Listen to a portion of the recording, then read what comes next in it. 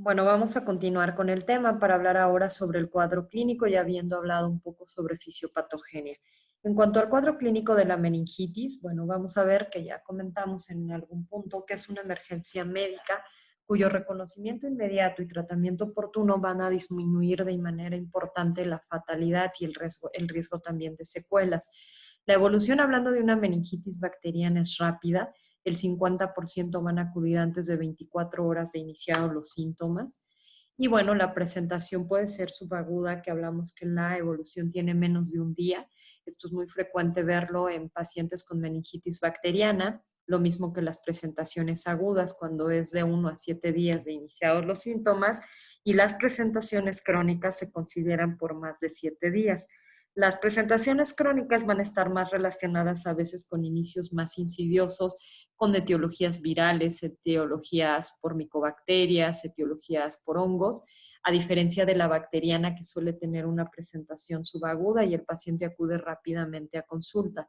La triada que se ha descrito con fiebre, alteración del estado mental y la rigidez de nuca, pues continúa siendo importante, son de los datos más frecuentemente vistos, pero como tal la triada completa la vamos a ver entre alrededor de un 44% de los pacientes. Esto se ha visto en series largas de meningitis.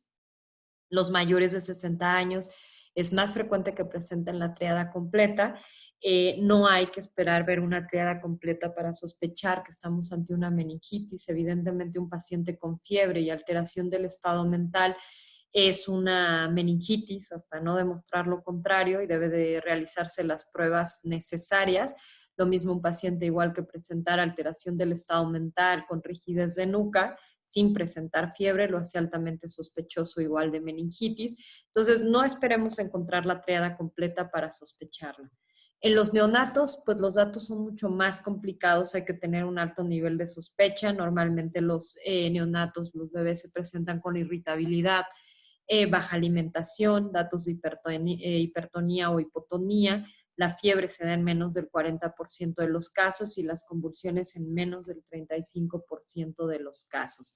Hablando del adulto, bueno, los datos aislados, la cefalea se da hasta en un 84%, la rigidez en un 74%, la fiebre igualmente en un 74%, la alteración del estado de conciencia, descrito como una escala, una evaluación en la escala de Glasgow menor de 14 en un 71%, la náusea en un 61%, y otros datos como más focales como la fascia y la hemiparesia en un 22%, las convulsiones en un 23%, el estado de coma en un 13%, alteraciones en nervios craneales en un 9%, el rash o manifestaciones cutáneas en un 8% y el papiledema en un 4%. Cuando tenemos un paciente con una sospecha de meningitis, hay que descartar siempre que no haya un proceso o una infección, además de la meningitis, como es una sinusitis, una otitis, una neumonía, una endocarditis, donde evidentemente estreptococo neumonía, hemófilos, influenza, y hablando de endocarditis, también los estafilococos serían probables agentes etiológicos. Hay que hacer una exploración y una evaluación completa del paciente. Si el estado neurológico lo permite para hacer un interrogatorio adecuado, evidentemente hay que descartar que haya datos previos de alguna de estas infecciones.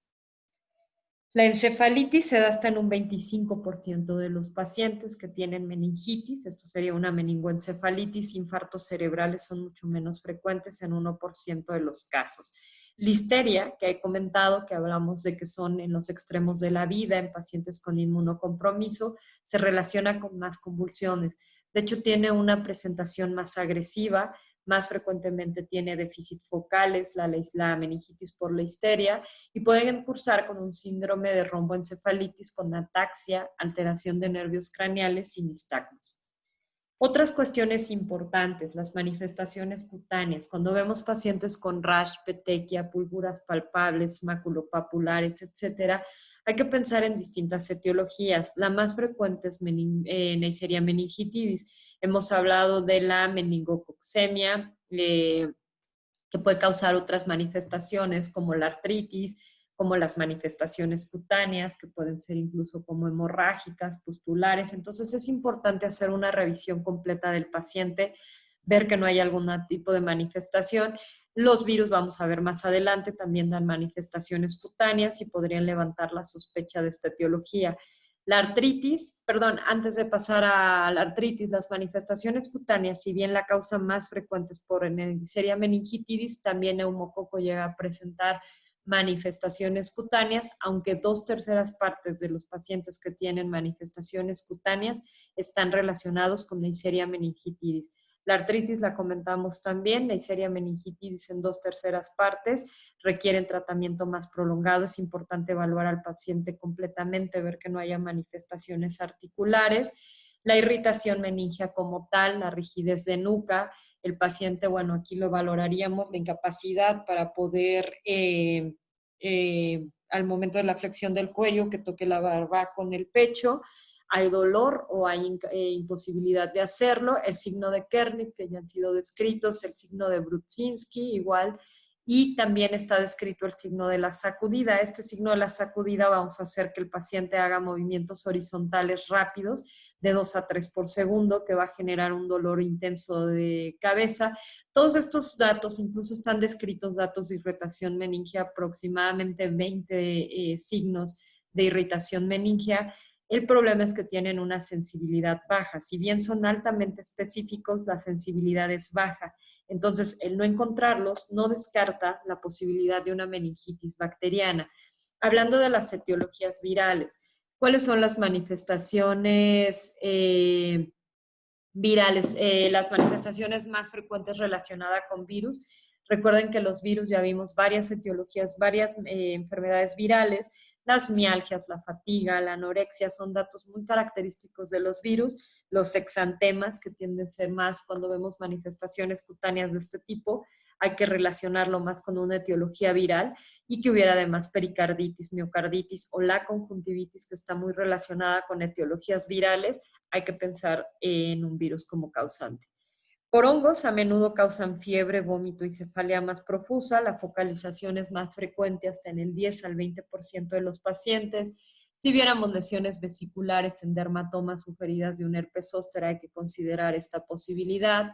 Las vesículas genitales relacionadas principalmente con herpes 2. Y la meningitis aséptica es algo que es bien importante tener en cuenta.